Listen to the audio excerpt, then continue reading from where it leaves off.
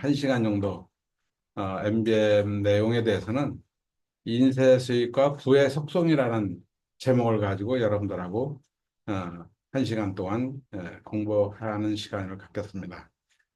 돈에 관련된 얘기가 좀 있죠. 이게 우리가 이제 돈을 벌기 위해서 지사을 하는 거고, 그래서 첫 번째, 인쇄 수입이라는 것이 과연 뭔가, 그리고 인쇄 수입에 따른 이제 수입이 들어오게 되면 이게 돈의 속성에 대해서 우리가 좀 알아보는 것도 굉장히 중요하다. 돈을 버는 것도 중요하지만 돈을 관리하는 것도 굉장히 중요하기 때문에 우리 리더들하고 이런 얘기를 좀 제가 알고 있는 상식 범위 내에서 여러분들하고 공부해보는 시간을 갖겠습니다. 이제 인쇄 수입. 과연 인쇄 수입이라는 건 뭔지 모르는 사람은 없을 거예요. 그러나 우리가 옳은 일을 하면서 버는 돈인가? 그리고 옳은 사업을 가지고 우리가 돈을 버는 수입인가? 이런 부분이 좀 중요하겠죠. 예. 그러다 보니까 우리는 아메이 사업을 비즈니스 하는 사람들이기 때문에 과연 우리가 하는 일이 옳은 일인가? 옳은 일을 하고 있는 건가? 또 우리하고 함께 파트너십으로 하고 있는 아메이라는 회사는 과연 이 올바른 회사하고 어, 올바른 사업을 하는 건가? 이런 부분이 이제 다 아시겠지만 한번 제가 여러분들하고 논의하고자 합니다. 일단 여러 가지 이런 그 증명될 수 있는 객관적 자료를 이제 다 아시겠지만 한 번 정도 검토를 해보면은 우리가 65년 암의 역사가 증명을 하는 거 아니겠습니까? 이게 65년 제가 이사할 때만 해도 35년 됐다 그랬거든요. 그러니까 35년 정도 됐으면 저는 그때 이 사업을 만났을 때도 3년 5개월밖에 안 됐다면 아마 이 사업을 상당히 그 제가 선택하는 데 시간이 오래 걸렸을 거라 생각이 드는데 35년 됐다는 얘기를 듣고 저는 이 회사는 35년이 됐다면은 상당히 많은 부분이 검증된 회사라는 생각을 어, 했었습니다. 그래서 제가 이 사업을 해야 되겠다고 결단한 것도 35년 된 역사를 가지고 있는 이 회사에 대해서 신뢰감이 있었기 때문에 제가 이 선택을 한 것이죠. 근데 지금은 이제는 이제 65년이 넘잖아요. 예, 성년을 훨씬 넘어가지고 이제 노년기에 접어드는 그런 아메이를 우리가 지금 하고 있다면 과연 옳은 일과 옳은 사업이 아니라면 이렇게 60년 이상을 영속할 수 없다는 거 이런 부분에 대해서는 우리 리더들이 굉장히 자부심을 가져야 되지 않겠나. 이런 사업을 하면서 우리가 받는 인사의 수입은 정말 좋은 돈이다. 좋은 수입이다. 이런 말씀을 좀 드리고 싶은 거예요. 그리고 뉴트럴의 역사가 이제 90년 역사를 가지고 있잖아요. 이게 참 대단한 겁니다, 이게. 음, 이 세계 최고의 제품을 제공하고 또 연구력이라든가 기술력이라든가 그다음에 재정력, 수직 계열 조직 구조를 가진 회사는 세계 유일합니다. 이런 회사도 만든 뉴트럴라이트, 그다음 건강보조식품을 우리가 취급을 하고 있다는 거. 저는 사업을 하면 할수록 이 점에 대해서 굉장히 놀랐고 정말 자랑스럽고 또 우리 가족은 물론이고 우리 주변의 많은 소비자와 또 아직까지 고객이 안 된 그런 분들에게 우리가 과연 어떤 제품을 전달하면서 우리가 이 인쇄술을 구축해 나가는가. 여러분들도 뭐 잘 아시겠죠. 그래서 이런 부분에 대해서 우리가 자부심을 가질 필요가 있다. 두 번째는 이미 이제 65년 동안 수많은 백만장자와 억만장자를 탄생시킨 그런 그 회사가 아니겠습니까?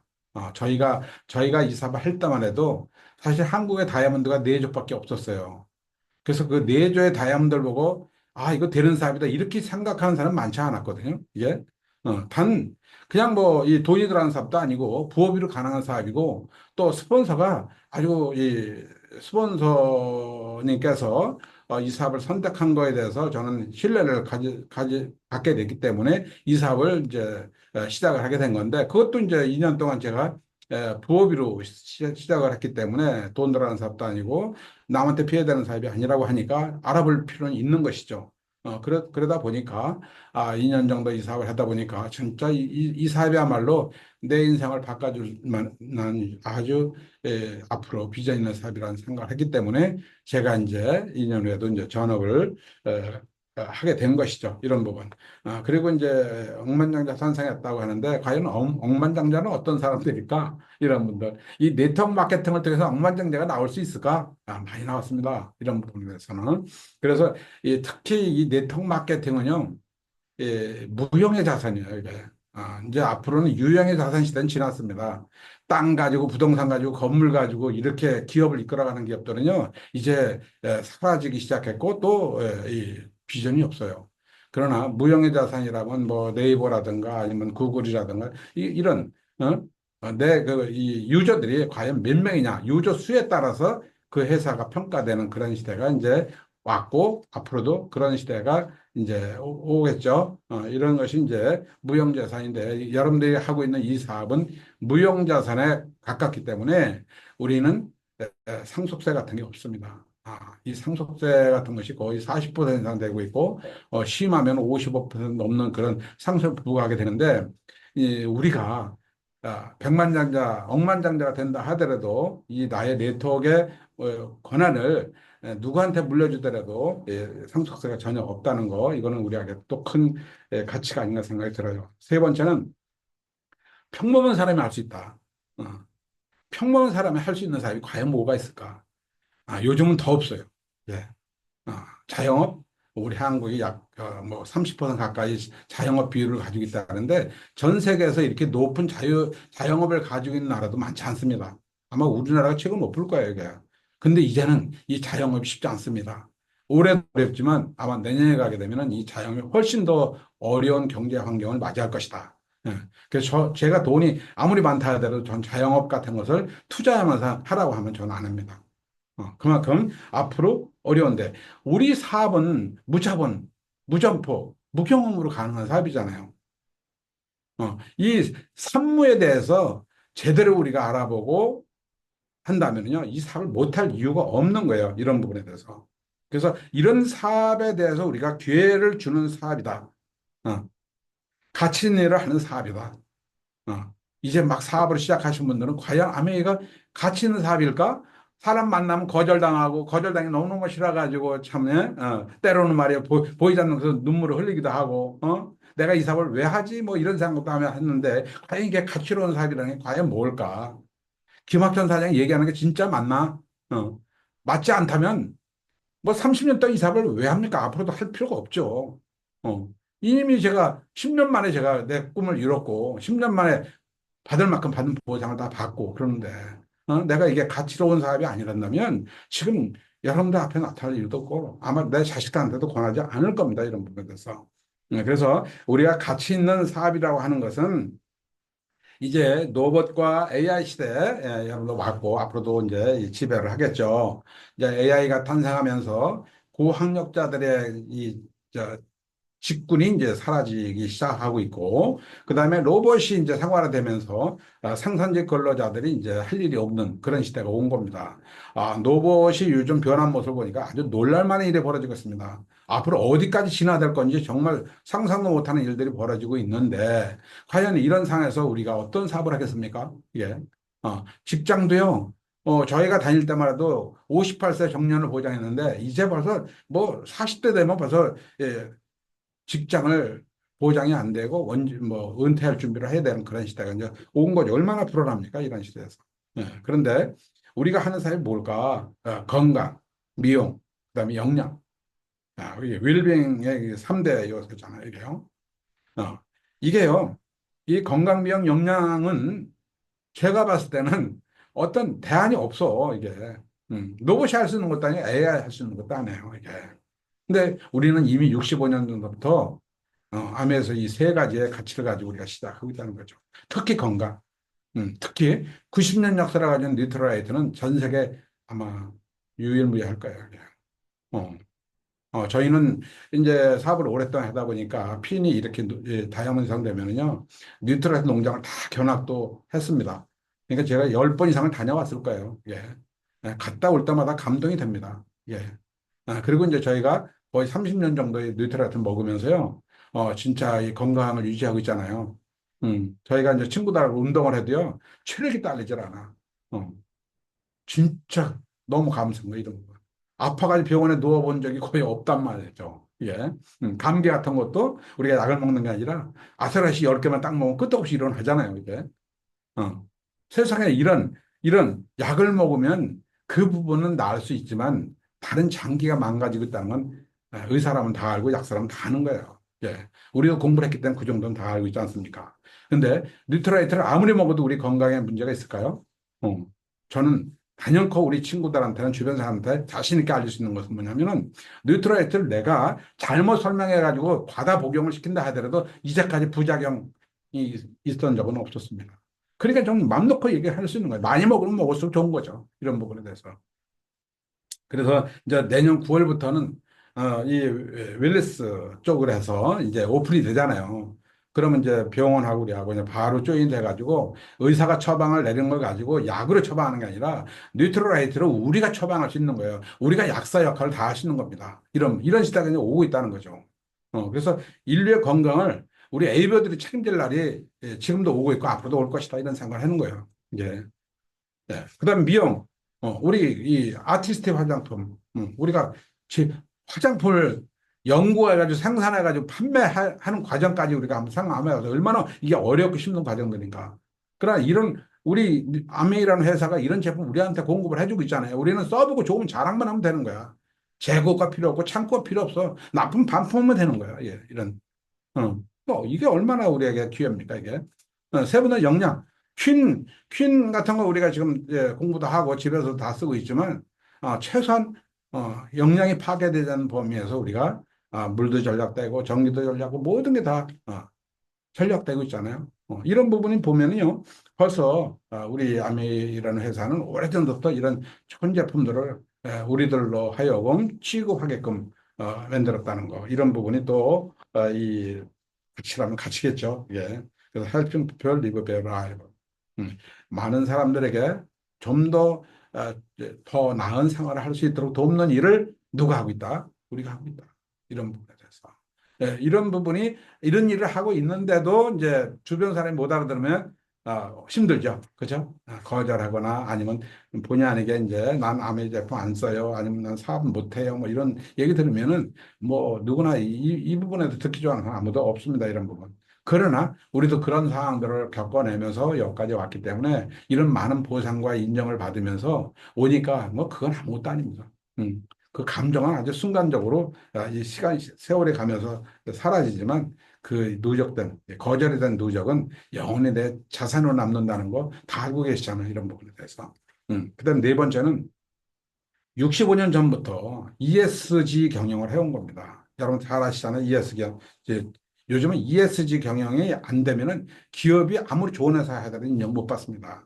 환경에 관련된 부분 있잖아요. 그래서 환경보호, E, S, 사회공헌, 그다음에 G, 윤리경영.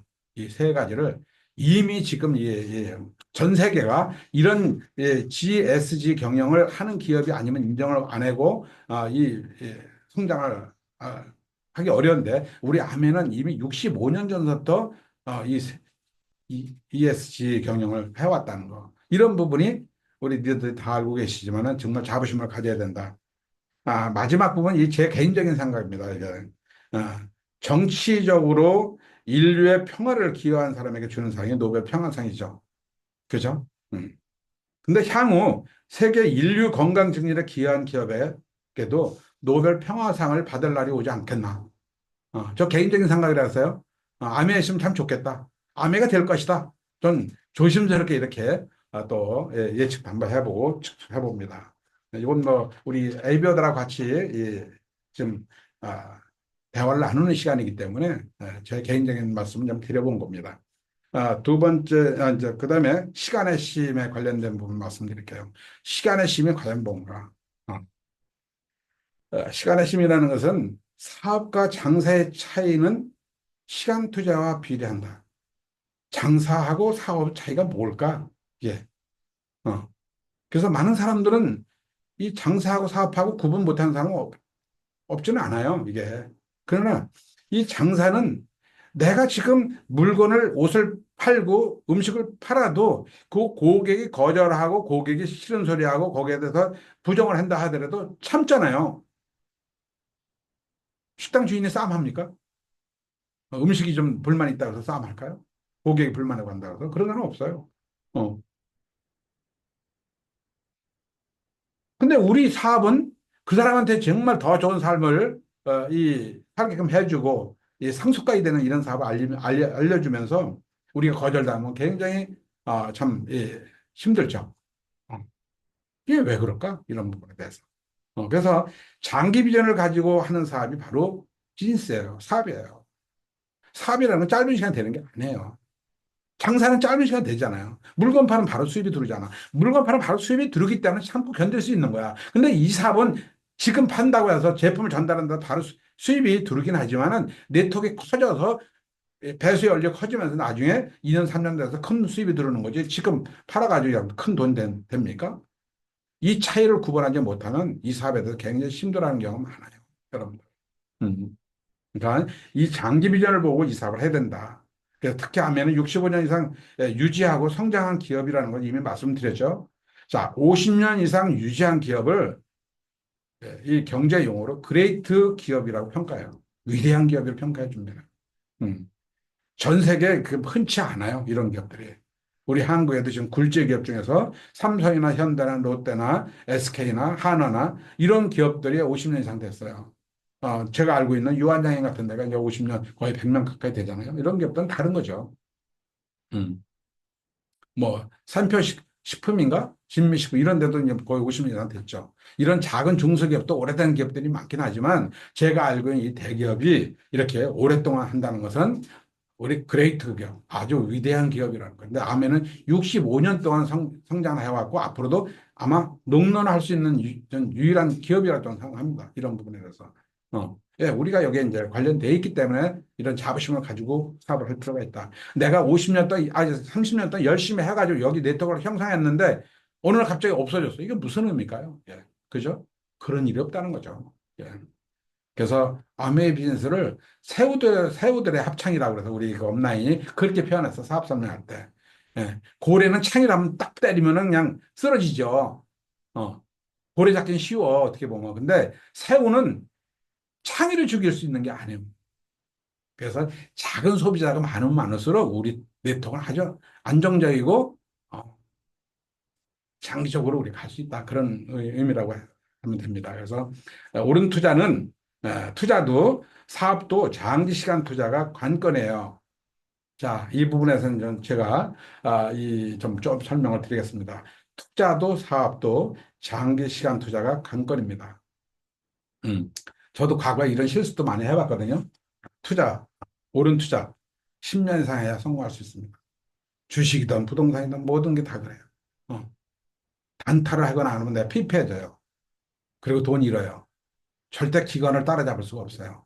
기관의 전문가들 따라잡을 수 없다는 걸 전 너무나 잘 알아요.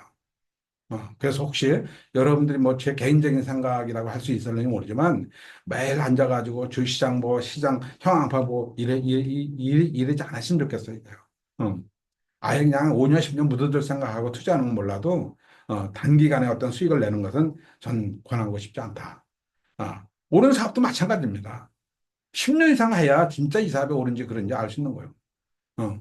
우리는 옳은 비즈니스라는 것을 이미 여러분 스폰서나 업라인들 통해서 이미 다 알고 있고, 아메 역사가 65년 동안 굳건하게 지켜오면서 우리 이 스폰서들이 다 20년, 30년, 40년 이상을 사업에 크게 성공을 여러분 보고 계시기 때문에 여러분들이 하고 있는 그 비즈니스가 앞으로 그런 미래를 우리가 예측할 수 있다고 보면 되는 겁니다.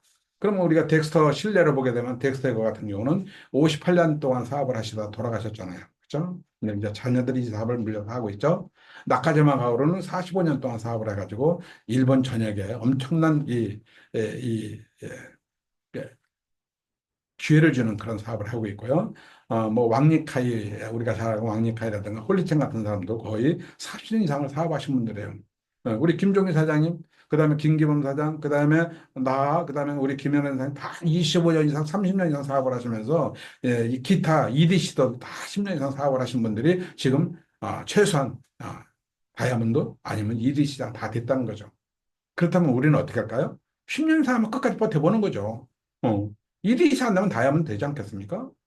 다이아몬드 되면 여러분 얼마 될까요? 수입이. 어. 자, 지금 우리가 이렇게 예측할 수 있어요. 여러분 브론즈 빌더에 대해서 이제 많이 들어보셨을 거예요. 브론즈 빌더는 세 그룹이 6%에 돼야 되잖아요. 세 그룹이 계속 크게 되면 이제 PT가 되겠죠.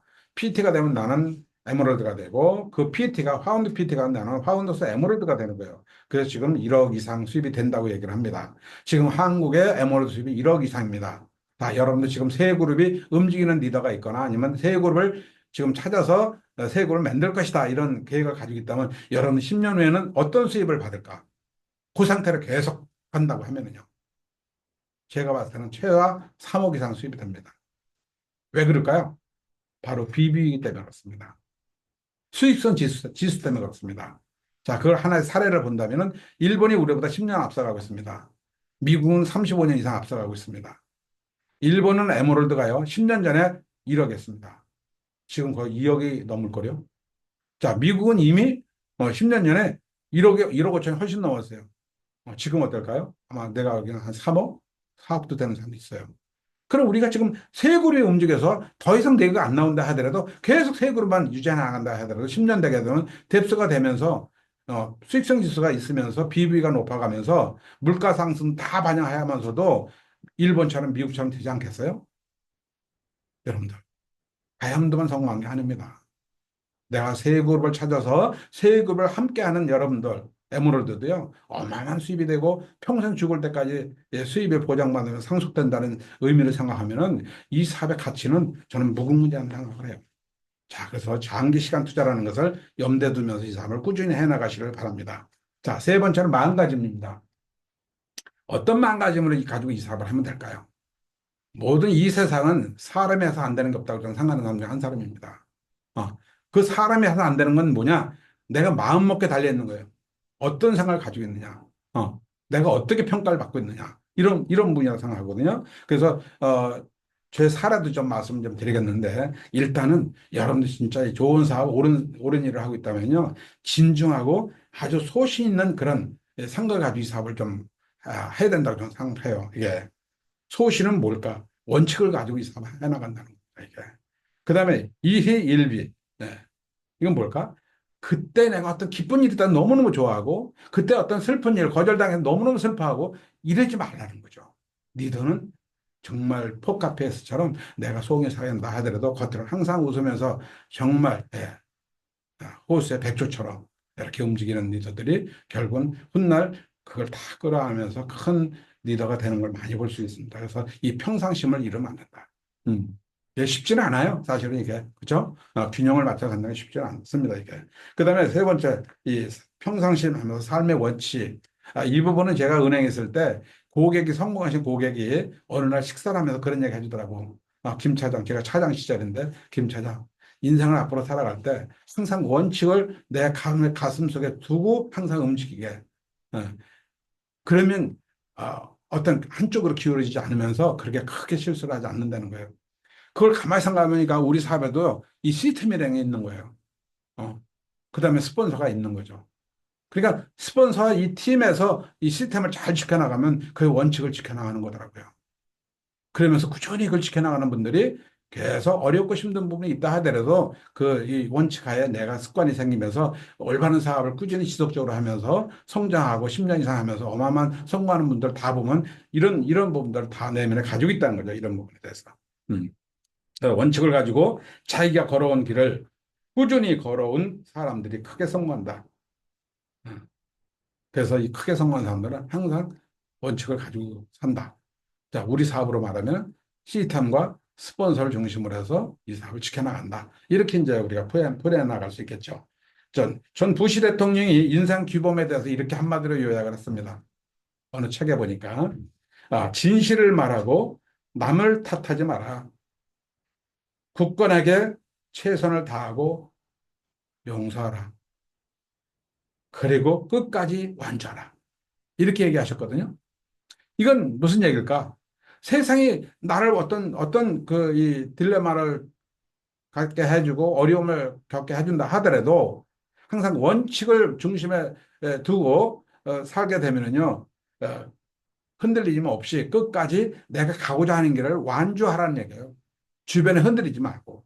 그게 나의 소신 아니겠습니까, 이게? 음. 그래서 에, 저의 어떤 삶의 소신이 할까? 제가 이제 60년을 이렇게 살아오면서 보니까 나는 60년 살아오면서 딱 두 번의 세기를 걸었어요. 보니까 한 번은 제가 78년도에 한국투자신탁을 입사해가지고 97년도 아메이 만나기 전까지 20년 동안 오로지 한 직장에서 제가 젊음을 다 바쳤습니다.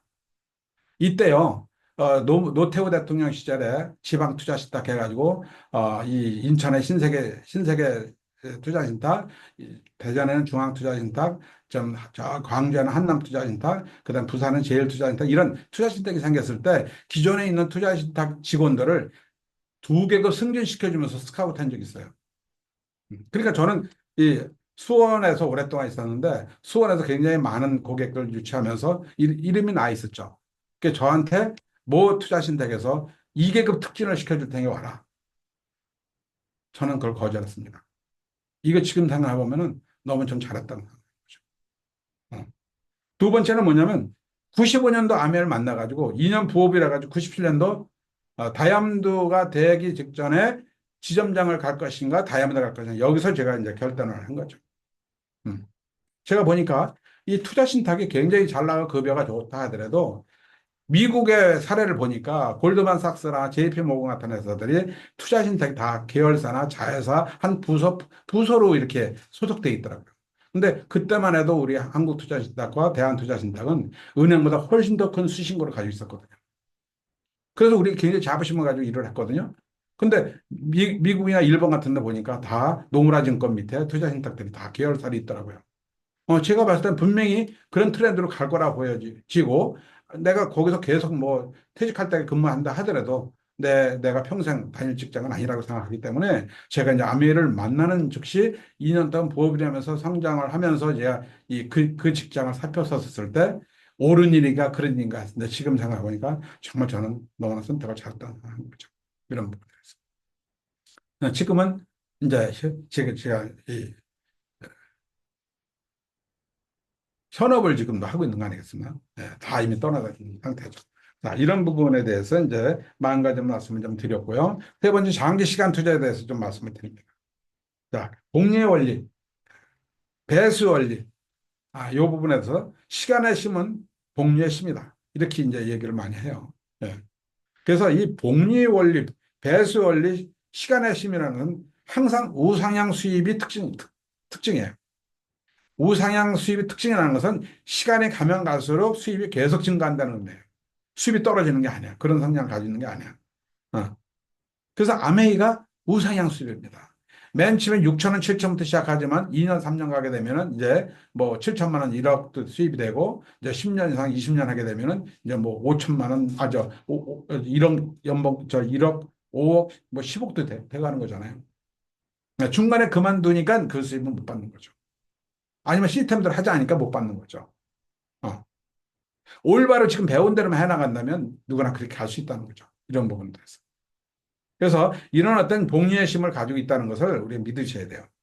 이 복리는 뭘까? 우리가 인쇄술을 구축하는 거가 되는 거잖아요. 인쇄술은 어떤 사람이 인쇄술을 구축할까요? 일관성을 가져야 돼요. 그 다음 지속적으로 해야 돼요. 그리고 반복할 때 바로 뭘까? 인쇄술이 구축이 돼요. 인쇄술이 구축됐을 때 우리가 상속의 의미가 거기서부터 생기는 거예요. 인쇄술이 구축되지 않은 것은 상속돼봐야 의미가 없죠. 어. 인쇄 수입이 된다는 얘기는 뎁스가 되고 그룹의 그 시스템을 잘 활용했을 때 인쇄 수입이 돼가는 거죠. 이런 부분에 대해서. 그래서 이 우상향 수입이 된다는 거, 아메이 사업은 우상향 수입이 된다는 것을 잊지 마시기 바랍니다. 그다음에 투자 같은 경우도요. 우리가 투자 같은 것도 5% 보잘것없는 수익률도 우리가 5% 수익률, 보잘것없는 수익률도요. 12년만 계속 투자하면은 어떻게 돼요? 자산의 2배가 된다 그랬어요. 작은 것 같지만 우수한 수익률 같지만 12년 동안 계속 재투를 하게 되면 복리 원리에서 내 자산의 2배가 된다 그랬거든요. 이게 바로 우상향의 특징입니다. 그 배수연리라는 것은 아메 네트워크 사업이 배수연리잖아요. 예. 자, 여러분 잘 보세요.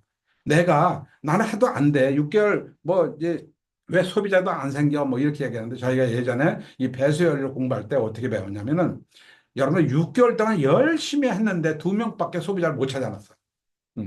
그러면 1년이 되면 4명이죠. 아니, 6개월이면 2명이고, 1년 되면 4명이고, 1년 6개월 되면 또 8명이 이렇게 나가는 거죠. 이것을 계속 5년 동안 계산해 보니까 5만 9천 몇 명이 나와요. 6개월에 2명의 소비자를 찾아냈었을 때 5년 동안 배수 열리를 커졌을 때는 그 계산을 해보면 알겠지만 5만 9천여 명이 됩니다. 그런데 여기서 4만 명이 그만둬. 여기서 또 4만 명이 그만두면 1만 9천 명이 남죠. 그럼 수석 다이아몬드가 돼요. 5년 만에. 그게 제가 5년 만에 수석 다이아몬드 됐는데 이런 상태로 됐어요. 그때 수석 다이아몬드 1만 9천 명 정도 소비자가 남더라고요. 네, 그러니까 이 원리가 대략 틀린 게 아닙니다, 이게. 자, 세 번째는 꿈이 있어야 돼요. 믿음이 있어야 돼요. 그리고 열정이 있어야 돼요. 그리고 마지막으로 행동하고 노력한 게 없으면 아무것도 안 생겨요. 사업은 결과를 내야 되잖아요. 결과를 내려면 어떻게 될까요? 행동을 해야 되는 거죠. 이런 부분. 자, 이것이 다 꿈으로부터 시작한다는 거 다시 한번 말씀 좀 드리고 싶고, 그 다음에 이제 두 번째는 리더의 조건의 삼력이라 이렇게 이제 제가 했는데 바로 정신력, 인내력, 절제력. 자, 정신력은 뭘까? 자기 극기야. 자기를 이길 수 있는 능력을 갖는 거예요. 이게 정신력이죠. 내가 뭔가 참아내야 될 거 아니야. 그래 뭐가 이루어지지. 근데 요즘 너무 요즘 사람은 너무 나약한 거야. 요즘 아이들부터 어렸을 때 너무 나약하게 부모가 키우고 있어. 그러니까 걔들이 커서 뭘까? 의존형이 되는 거예요. 여러분 자연사과 된다면 그렇게 안 되겠죠. 예. 그런데요. 요즘 젊은 사람 다, 이 정신력, 이렇게 얘기하면 아무도 사업 설명도 안 듣고 이 사업 안 해요. 얘기하는데, 결국은요, 소수의 리더가 다수를 이끌어가는 시대가 온 거예요. 이 소수는 어마어마한 정신력과 인내력과 절제력을 요구해요. 이거 아셔야 돼요, 우리가. 어. 그래서 리더가 되고 성공해 갈수록 이 세 가지를 다 갖춰요. 그래서 이 자기를 극기할 수 있는, 극기라는 거 자기를 이길 수 있는 능력이죠. 이게 바로 위기 관리 능력을 갖게 해주는 아주 원동력이 돼요. 정신력이. 어. 그래서 리더에게는 앞으로 가장 그 리더의 평가 중에 첫 번째는 위기 관리 능력이에요. 이 로봇이나 뭐 AI 모든 게 다 세상에 온다 하더라도 이 위기 관리 능력만큼은 사람 경험으로부터 나오는 거예요. 대신할 수 있는 게 없어요. 그렇기 때문에 내가 다 겪어내야 돼요. 거절당하면서 겪어가면서 다양한 사람 만나면서 내가 그 경험을 쌓아나가야 돼요. 이건 우리 리더들이 필수 조건이에요. 이런 부분에 대해서. 음. 두 번째 트렌드를 읽는 건데 트렌드를 우리가 읽을 필요 없어요. 아멘 그냥 따라서 하면 되는 거니까. 왜 검증된 비즈니스를 하고 있는 거기 때문에 트렌드까지 읽을 필요 없지만 일반 기업이나 이런 CEO들은 트렌드까지 정확히 중요하다. 근데 우리는 위기 관리 능력만큼은 키워야 된다. 이게 많은 경험에서 오는 거기 때문에 거절을 두려워하지 말고 극복하고 그냥 뛰어넘어야 된다. 두 번째 인내력입니다. 참지 않고 이루어지는 건 아무것도 없어요. 예.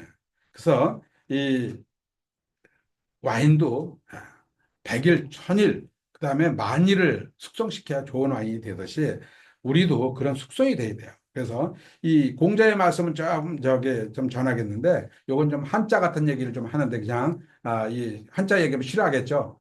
능구와 공부란 말이 나와요. 이게 우리 도울 선생이 이 강의할 때 이 말을 썼었어요. 이게 초기 사학과에게 좀 필요한 내용 같아서 말씀을 드립니다. 능구와 공부. 인내력에 관련된 부분은요. 내가 원하는 것을 100번씩, 100일을 계속하는 일. 능구는 구체적인 기간 3개월을 의미해요. 그리고 100일 동안 계속 꾸준히 하면 본질이 바뀐다 그랬어요. 이게 바로 능구예요. 그래서 이 구자는 뭐냐? 지속할 구자입니다. 지속할 구자예요. 그래서 100일을 계속 꾸준히 하다 보면 본질이 바뀐다. 이게 공자의 가르침이라 그랬어요. 그 다음에 공부는 뭐냐? 중국어로 꽁후우라고 이렇게 표현한대요. 그래서 몸의 단련이라는 뜻을 의미해요. 몸의 단련. 그래서 지속적으로 3개월간 내 몸을 단련시키는 일을 해내는 사람은 무엇이든지 가능하다. 중요한 것은 바로 실천이다. 행동이다. 이게 중요하다. 예. 다이어트를 하든 담배를 끊든 근육을 키우든 또 암의 사업을 시작하든 3개월 동안 집중하면 몸과 마음을, 몸도 마음도 생각도 바꾸기 좋은 시간이 100일이라는 거예요. 예. 그래서 이런 과정으로 우리가 습관을 어, 만들어내는 것이 너무너무 중요하다는 말씀을 드리고 싶습니다. 자, 그 다음에, 절제력. 절제력은 여러분들 뭐, 특별히 제가 설명드리지 않아도요, 삶의 우선순위를 결정하는 거예요. 예. 리더가 굉장히 중요한 겁니다. 내가, 이 절제력에 대해서는 뭐냐면, 내가 미래에 갖고 싶은 거, 하고 싶은 거, 이런 것을 내가 갖기를 원한다면, 지금 하지 않는 거죠. 그죠? 삶의 우선순위. 내가 오늘 이 MBM을 들어야 되나? 아니면 친구를 만나야 되나? 아니면 가족들 모임에 가야 되나? 심지어 뭐 우리가 TV를 봐야 되나? 이렇게 생각한다면 내가 어디에 우선할 것인가? 어, 어디에 중점을 둘 것인가? 중요한 거와 시급한 걸 구별하지 않은 사람이 바로 절제된 사람이다. 리더는 이런 것이 철저해야 된다. 어. 자, 그 다음에 이제 부의 속성입니다. 돈에 관련된 얘기입니다. 자, 방향성을 처음 말씀을 좀 드립니다. 열심히 산다고 또 열심히 사업하면 성공하는 건 맞습니다. 열심히 살고 열심히 사업하면 성공하는 건 맞아요. 그러나 큰 성공, 큰 부자는 되지 못한다고 그랬어요. 예. 그래서 부지런한 것은 기본이에요. 트렌드 있는 거 기본이에요. 멘토를 만나는 거 아주 필요한 거예요. 예. 그래서 부지런한 것은 내가 해야 될 일이죠. 트렌드는 어디서 읽어요? 아메 같은 건 시스템에서 다 알려줘. 스폰서가 알려줘. 그러니까 시스템을 잘 타면 트렌드를 우리가 공부하잖아요. 그 다음에 멘토는 뭘까요? 내비게이션 역할을 하는 거예요. 나의 스폰서, 업라인들이 바로 내비게이션 역할을 하는 거죠. 이 삼자가 잘 어우러졌을 때 우리는 아마 방향성을 가지고 사업을 한다. 이렇게 말씀을 드려도 되는 거예요. 그 65년 동안 검증된 비즈니스이기 때문에 우리 덱사이버 시스템을 우리가 잘 받아들여서 우리도 성공했고 여러분들도 그 시스템을 지금도 MBS, MBM을 통해서 지금 공부하고 있다. 이렇게 보시면 되는 겁니다. 두 번째는 좋은 수입은 뭐고 나쁜 지출은 뭔가. 어. 좋은 수입은 정기적으로 유입되는 인세습을 의미해요. 뭐 책을 뭐 팔게 되면 인쇄수입 들어오고 임대료 하면 임대료 인쇄수입이죠. 아무래도 이제 인쇄수입 아니겠습니까 이게? 음. 이런 정기적으로 매달 꾸준히 들어오는 돈이 그렇게 중요한 거예요. 이게. 이 시간이 없기 때문에 이게 뭐 돈 얘기를 더 많이 길게 할 수 없는데 하여간 요 정도만 제가 설명드리겠습니다. 굉장히 이 시간을 더 필요로 하면은요 자세하게 설명을 드릴 텐데 어쩌거나 정기적인 수는 인쇄수입 우리가 좋은 사업을 하고 있다. 좋은 수입을 벌고 있다. 이렇게 보시면 되는 거죠. 네, 어느 날 우리 장모님이 저한테 이런 말씀 하시더라고요.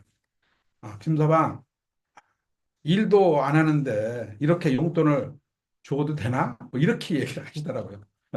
뺄노는 것 같은 거야, 이게 제가. 요즘은. 그죠? 근데도, 제가 인쇄 수입 들어오는 걸 잘 모르시는 거죠. 연세가 드시다 보니까. 예. 그러면서도 돈을 드리면 참 좋아하십니다. 예. 그래서 저는 정말 이게 30년 동안 이 사업을 꾸준히 하면서 이런 인쇄술을 하다니까 정말 이 주변에 좋은 일도 조금씩 할 수 있고, 그 다음에 부모님 용돈도 마음껏 낼 수 있고, 우리 손자한테 원하는 것도 사줄 수도 있고, 그렇죠? 이런 부분이 지금 생각하면 참 좋은 수입을 가지고 우리가 쓰고 있다. 이런 생각을 드리고 있고요. 나쁜 지출은 뭐냐? 정기적으로 지출되는 비용이에요. 자, 정기적으로 지출되는 비용, 예를 들어 볼까요? 매달 자동이체 지출되는 거, 자동이체로 지출되는 걸 최소화해야 됩니다. 점검하셔야 됩니다, 이거.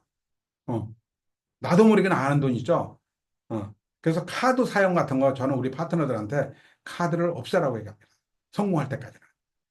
그래서 외상은 소도 잡아먹는다는데 정말 이 카드를 쓰다 보면요. 그냥 습관적으로 쓰고 뭐 홈쇼핑 같은 데 가면 습관적으로 제품 구매하고 이거 아주 안 좋은 습관이에요. 여러분들 진짜 최소한 다이아몬드 될 때까지는 그걸 참으셔야 돼요. 카드를 쓰더라도 직불 카드를 써야 됩니다. 직불 카드는 내 통장에 돈이 없으면 쓸 수가 없는 거잖아요. 근데 카드는 돈이 없어도 쓰는 건데 그걸 갚을 때 되면 굉장히 부담되죠. 이거 아주 안 좋은 지출 습관입니다. 예. 그래서 카드 사용 것도 자제해야 되고요. 지불카드 사용하라. 그다음에 한 달에 없는 내가 10만 원씩 지출돼.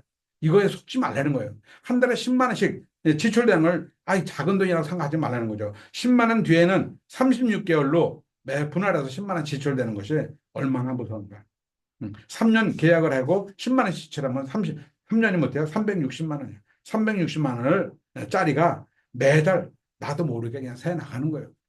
이런 것을 아주 간과해서는 안 된다. 예.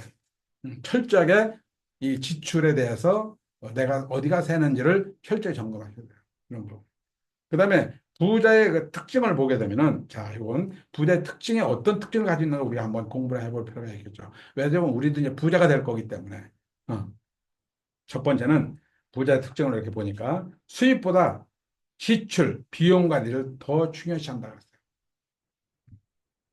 그래서 첫 번째는 부정한 수입, 남한테 빼앗은 돈. 그게 무슨 돈일까? 남한테 빼앗은 돈. 여러 가지 있겠죠? 그죠? 부정한 돈. 이런 것은 집안을 어지럽힌다 그랬어요. 부정한 돈. 무슨 돈이지 뭐 다양하겠죠? 그 다음에 남한테 빼앗은 돈, 도둑질한 돈, 뭐 이런 돈, 이런 돈은 이 돈이 있다 하더라도 집안을 어지럽힌다 그래서 이런 돈을 받아서는 안 된다. 음. 돈도 생명력이 있다고 보셔야 돼요. 무상물이 아니라고 봅니다, 저는. 그래서 세금을 착복한 돈이라든가, 그다음에 투자가, 세금을 착복한 돈으로 이제 뭘 하게 되면, 예, 다 휴지가 된다. 그런 돈은 다 휴지가 된다 그랬어요. 뜻하지 않게 번 돈은 나를 해치고 사라진다 그랬거든요. 복권 같은 거 예를 들면, 어, 예를 들면 복권 같은 거 들으면, 복권 당첨 참 좋다고 그러는데 거의 80%가 다시 거지로 간다는 거예요. 복권 당첨된 사람들이. 저는 이걸 충분히 공감하는 게 뭐냐면 돈을 만지는 직업을 하다 보니까 알아요. 제가 예, 은행에 있을 때 고객들이 이 토지 보상을 받게 이제 보상 받는 것을 여러 군데 섭외를 이렇게 하거든요. 예? 그런데 갑자기 10억이 그 당시에 뭐 한 30년에 10억, 20억 굉장히 큰 돈인데 10억, 20억 들으니까 어떻게 할 줄 몰라 이분들이. 남편은 남편대로 부인은 부인대로 아이는 아이대로 놀아. 예. 이 돈이 오히려 가정을 파괴시키더라고. 아이도 잘못된 길을 빠지게 되고. 이 금전잔자, 한자로 금전잔자를 보게 되면은 세금 면에 칼과 자가 두 개 붙은 게 금전잔자예요. 그러니까 내가 땀 흘리지 않고 노력하지 않은 돈은 항상 칼이 두 개가 따르다 할 정도로 위험이 내포되어 있다는 뜻이에요. 어. 이런 걸 우리가 너무 선호할 필요가 없다. 어. 그 미국에 보면 라스베가스 하면은 그 하수도구에 거지들이 수두룩하대요. 어마어마한 사람들이 거기 가서 빠찡고 하다가 돈 다 잃고 갈 데가 없으니까 그 하수도에서 살아. 우리 태백에 가면은요, 그 태백 탄광에 저기 강원랜드 있죠? 거기 한번 가보세요. 그냥 좋은 차들이 절벽에 그냥 시커멓게 그 먼지에 묻은 상태 그대로 있습니다. 차압당해가지고. 어. 이게 바로, 어, 잘못된 돈. 부정한 수입은 아니지만은 어쨌거나 내가 뜻하지 돈을 이렇게 원하는 그런 돈이 나로 오히려 해친다는 것을 의미하는 거겠죠, 이게. 두 번째는 질이 좋지 않은 돈은 주인을 해친다 그랬어요. 지금 똑같은 얘기죠. 항상 좋은 돈을 벌어서 자신을 절제하고 아랫사람에게도 너그럽게 해야 된다. 이렇게 써 있습니다. 예. 그래서 이 얘기는 뭘까? 우리가 성공을 하고 돈을 많이 번다고 해서 거만하면 안 되고요. 항상 겸손해야 된다. 환경비 안원이라든가 기사라든가 식당 직원이라든가 편의점 알바하시는 분들도 정말까지 이런 사람까지도 항상 감사하는 마음을 가져야 한다. 그래야 정말 이 돈이 내 주머니에 새지 않는다. 어, 이런 저는 이제 많은 그 성공자들이 하는 얘기들입니다. 세 번째는 도구가 목적을 해하지 않게 하려면 도구가 뭘까? 돈 같은 걸 얘기하는 거예요. 그래, 내가 원하는 어떤 목적을 해야지 않게 하려면 돈을 사랑하고 돈을 다룰 줄 알아야 된다. 이렇게 얘기했습니다. 돈을 사랑하는 게 뭘까? 어. 예를 들어서 존중받지 못한 돈은 영영 내 곁을 떠난다. 사랑받던 돈은 다시 주인의 품으로 다시 돌아온다 했거든요. 어. 과연 이게 무슨 뜻일까? 저는 이 의미를 좀 알겠어요. 내가 이 돈을 만지는 직업을 갖다 보니까 전 부자들을 많이 만났는데 어떤 부자는요, 지갑을 꺾이는 지갑도 안 가지고 다녀요. 장지갑을 가진다. 그럼 돈을 주고받고 하다 보면 돈이 아무래도 좀이헌 돈도 있을 거고 꼭 저 이렇게 구겨진 돈도 있을 거 아닙니까? 어떤 분은 제가 다리미로 다려가지고 사돈은 아니지만 다려가지고 지갑 장지갑에 꺾이지 않게 놓고 다니는 분들 제가 봤어요. 이건 돈을 정말 사랑하는 분이죠. 그런 돈은 내 곁을 떠나지 않는다. 그렇게 다려가지고 다니는데 내 돈을 함부로 쓰겠어요? 그게 내 품을 떠나지 않는다는 의미겠죠. 그런 부분들이. 음. 돈은 친구처럼 환송해주고 갈 때는 친구처럼 우리가 좋은 마음을 보내주고 돌아오는 돈은 자식처럼 판결하였어요. 그러니까 내가 얼마를 돈을 벌든 간에 정말 소중하게 생각하라. 감사하게 생각하라. 어차피 내가 줄 돈은 이렇게 주면서 정말 좋은 뜻으로 주라. 그런 의미겠죠. 이런 부. 이게 공통적으로 부자들이 하는 이야기들을 저는 요약한 것뿐이에요. 이런 부. 전 충분히 이런 부분은 공감합니다. 어. 그다음에 두 번째는 돈을 많이 번다고 해서 부자가 되는 건 아니다. 자, 돈을 많이 버는 부자는 돼. 저희도 수입 많이 받은 적이 있어. 근데 돈을 소홀하게 다루니까 이 돈이 다 내 곁에 남지 않더라고요. 그래서 돈을 버는 것보다 쓰는 돈을 잘 관리해야 된다. 아까도 또 비슷한 얘기를 드렸죠. 쓰는 돈을 잘 관리해야 된다. 씀씀이가 크거나 사치를 한다거나 더 많은 돈을 벌어야 하지만 크게 벌리는 돈은 일정한 수입이 아닌 경우가 많다 그랬어요. 음. 아까 이 복권 당첨도 87% 사람들이 다시 거기서 돌아간다. 예. 그러니까 우리가 이 홈쇼핑을 그냥 습관적으로 이렇게 이 구매하는 사람도 계세요. 뭐 돈 많은 거 관계없습니다. 뭐, 뭐 수십억 뭐 가진 사람들이야 뭐 그 홈쇼핑 주문해봐야 얼마나 되겠어요. 예. 근데 우리가 뭐 봉급 받는 분들이 집에서 그냥 그 습관적으로 그건 아주 정말 좋은 습관이 아니다. 예. 그 사치스러운 거 이런 부분 사치스러운 물건 같은 거 하는 거 이런 거 굉장히 조심해야 되고요. 음. 그다음에 세 번째는 부자는 수익 꿈에서 나오는 게 아니고 지출과에서 나온다. 어느 부자 얘기를 딱 들어보니까 그분은 정말 이 작은 돈을 함부로 하지 않는다고 그 얘기를 하더라고요. 그래서 항상 자기 이 책상 옆에는 돼지저금통을 항상 가지고 있대요. 그러니까 저도 언제부턴가 이 제 책상 머리 옆에는 돼지저금통이 있어요. 그래서 어디 다닐 때 보면 동전이 있잖아요, 이렇게. 그러면 어떤 사람은 동전을 100원짜리 떨어져서 주치다가 발로 툭툭 차고 다니는 사람도 있어요. 거지 마인드라는 거예요. 음. 단 1원 아니라 10원짜리에서도 그 작은 돈을 소홀히 하다. 소홀히 하지 마라. 그 돈을 주머니에 넣고 다니면은 집에 와서 저금통에 넣으면 되잖아요. 그것도 한 달, 두 달도 꽤 많이 모이지 않습니까? 이것이 돈이 크기가 중요한 게 아니고 그 사람 마인드가 굉장히 중요하다는 거예요, 이런 부분이. 네.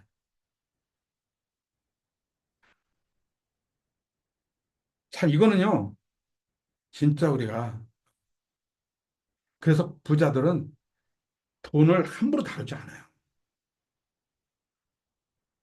제가 이 한국투자신탁 수원지점에서 제가 꽤 오랫동안 근무했는데 수원에서 가장 부자가 살았어요. 보건약국이라고 아주 요지입니다. 그 당시에 최고 부자였어요. 그 보건약국 사장이 우리 거래처였는데 그분이 우리 직원들한테 밥을 사주겠다 그래서 기다리고 갔어요. 갈비집 많으니까. 갈비 사줄 줄 알고 갔더니만 중국집을 들어와서 짜장면을 사주면서 맛있지 맛있지 하면서 자기도 짜장면 먹으면서 그렇게 맛있지 맛있지 하는데 우리가 맛없다고 할 수 없었어요. 그러나 속으로는 좀 실망했습니다. 저는 그걸 그땐 몰랐어요. 세월이 흐르다 보니까 이 부자가 돈을 함부로 쓰지 않는 걸 알게 됐어요. 이분이 아무 데나 안 쓰냐? 쓸 때는 과감하게 쓰는데 자기한테는 그렇게 검소하게 산다는 거죠. 그걸 뒤늦게 제가 알게 된 거예요. 우리가 이 보리도 많지 않은데 씀씀이가 크면 뭐예요? 당연히 거지되는 거예요. 부자 안 돼요. 돈이 많이 들은다 다 세요. 예. 예, 이런 부분. 그래서 작은 돈을 함부로 하지 말라 그랬고요. 그다음에 정기적으로 나가는 지출을 아까 최소한 철저하게 꼼꼼히 챙겨봐서 뭐가 내가 써도 되는지 말아야 되는지 챙겨보면 확실히 지출이 훨씬 줄어요. 30%는 절약이 돼요. 가계부 쓰는 사람과 안 쓰는 사람 30%가 훨씬 전략이 됩니다. 이게. 그래서 가계부도 한번 써보는 습관도 초기에는 그런 거 써보는 것도 굉장히 좋은 지출 습관을 갖게 해준다. 예. 그래서 저는 뭐 제가 뭐 이런 부분에 대해서 제가 뭐 잘했다는 거 이렇게 생각이 들는지 모르는데 제가 이 회사 섭외 같은 거 이렇게 할때 법인 돈을 많이 법인 카드를 많이 썼어요. 근데 내가 마음대로 고객도 접대할 때 쓸 수 있는 돈이 꽤 커요. 근데 저는 제가 뭘 아느냐면 이것이 법인카드를 마음대로 쓰는 것이 습관이 돼버리게 돼. 맛있는 거 먹고 법인카드 마음대로 내가 쓸 때거든, 그때는요. 근데 이게 습관이 되면은 내가 그 직장 그만뒀을 때 내 작은 보험 가지고 이런 습관이 몸에 배게 되면은 이걸 어떻게 내가 바꿀까? 참 힘들겠다. 그래서 법인카드도 꼭 써야 될 때만 꼭 쓰고 제가 절제를 했어요. 그런 부분이 지금 생각해보니까 좋은 습관을 갖게 해줬더라고요. 이런 부분에. 자, 이게 이제 제가 여러분들한테 지금 뭐 다는 아니지만 일부 우리의 부의 속성에 대해서 좀 말씀을 드린 겁니다. 마지막으로 이건 부자하고 좀 관련된 얘기는 아니에요. 우리가 인쇄소 관련된 얘기는 아닌데 이 국보 180호 세안도가 주는 교훈이라는 주제를 가지고 여러분한테 한 말씀 드릴까 싶습니다. 세안도 잘 아시죠, 여러분들? 이게 바로 이 세안도예요, 세안도. 이게. 세안도를 좀 제가 아시겠지만 소개 한번 드릴게요. 세안도는 조선 말기에 완당 김정일 선생님이 제주도 유배지에서 그린 가로 23cm, 세로 69.2cm 아주 작은 이 수목 문이나 그림이에요. 아주 작은 그림이에요, 이게. 이 그림이 어떻게 그려졌는지 그 스토리를 여러분들 말씀드리고자 하는 겁니다. 김정일 선생은 19세기에 세도 정치 때 안동 김문의 모함으로 55세 때 억울하게 제주도 유배를 하게 됐어요. 그 사형까지 처하라는 상소를 끊임없이 올라오는 그런 상황에서 죄인 김정일을 변함없이 대하는 제자가 있었으니 그는 바로 중국어 통역관 이상적이라는 사람이 있었습니다. 이상적이라는 분은 중국에서 구하기 쉽지 않은 책을 구해가지고 제주도에 있는 스승 김정일 선생에게 줄곧 보내줬다고 해요. 어떤 때는 배도 타고 가고 풍랑도 맞으면서도 그 어려움을 극복하면서 자기 스승한테 이 귀한 책을 전달을 했다고 합니다. 그 책에서 김정일 선생은 학문과 예술의 근원을 찾았다고 적었어요. 유배 중인 그는 그 책에서 그의 고독을 달래주는 친구 같은 존재이고 김정일 선생은 이상적의 변치 않는 의리를 공자님 말씀을 담은 논어의 세한연우 시송백 지후조의 유명한 구절에 빗대어서 칭찬하고 그림으로 표현한 그림이 바로 세안도라고 했습니다. 자, 또 좀 고사성어 같지만 공자의 말씀에 담은 논어의 세안연우 지송백 지후조라는 말이 그래서 따왔다고 그랬어요. 지송백은 뭐냐?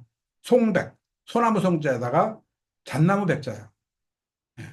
항상 소나무와 잣나무는 의리를 뜻하고 그다음에 절개를 뜻하고 겨울에도 낙엽이 떨어지지 않으면서 아주 이 굳굳하게 푸름을 유지한다는 그런 나무죠, 이게. 예.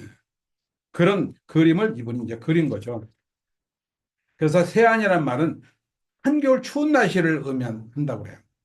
이 구절은 한겨울 추운 날씨가 되어서도 소나무와 측백나무가 시들지 않음을 안다는 뜻입니다. 저는 이걸 제가 보면서요. 그 당시에 김정일 선생이 어떤 생각을 하셨을까? 참 눈물겨운 얘기죠. 아메이 사업을 해서 보면은 아마 스폰서와 파트너 관계가 이런 관계였다면 아마 그 그룹은 엄청나게 성장하고 발전할 것이다. 음, 이런 부분을 제가 생각도 해봤습니다. 그림 오른쪽에 세안도라는 제목을 적고 이어서 우선 보시게나 김정희 선생이 이상적한테 이렇게 적은 거예요. 그 그림에다. 우선 보시게나 완당 김정이라고 기록되어 있고 자신의 이상적을 위해 그렸음을 밝히고 있어요. 두 나무, 소나무는 김정일을 의미하고 측백나무는 아마 이상적을 의미한다고 이렇게 추측하고 있습니다. 이 국보 180호는 개성상인의 후예인 손재형, 손색이, 장남, 손창근 선생에 소장하고 있다가 2020년도 국립중앙박물관에 조건 없이 기증했어요. 이 개성상인의 후예들인데 이것뿐만 아니라 어마어마한 국보를 기증 많이 했습니다. 어. 제가 왜 하냐? 그래서 이분 아들, 손창근 선생의 아들이 연세대학교 교수님이라 알고 있는데 그분 아들이 물었대요. 아버지, 이 세안도가 지금 시가로 얼마나 갑니까? 이렇게 물었대요. 그랬더니 아무리 안 돼도 1조는 넘을 것이다.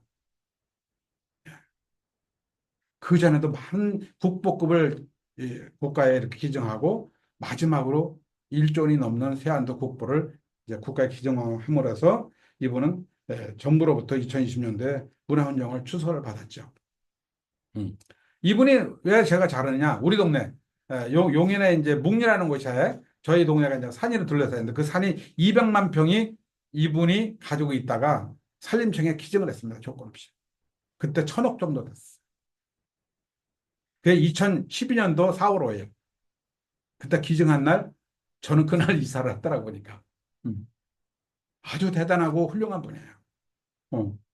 이분이 한, 한 3개월 전에 돌아가셨어요. 작고하셨어요. 작고하시면서 뭐라고 유언했냐. 아무도 내가 죽음을 알리지 마. 산림청에도 얘기하지 마. 그래서 조용히 가족장을 치르면서 이 모든 재산을 국가에 헌납하고 돌아가셨다고 합니다. 자, 저는 뭐, 이 김정일 이 선생의 그 김정일 선생의 그 세안도에 대한 것을 뭐, 역사를 몰라서 여러분 말씀드리는 거 아니에요. 과연 이 김정일 선생과 제자 이상적의 관계, 우리로 말하면 스폰서와 나와 같게 이런 관계가 앞으로도 그런 어떤 그 의리와 끝까지 하나로 갈 수 있는 그런 마음가짐이 난 중요하다. 예. 예. 그런 말씀을 마지막 드리면서 오늘 MBM 강의를 마치겠습니다. 그럼 끝까지 굉장히 여러분들한테 감사드립니다. 감사합니다.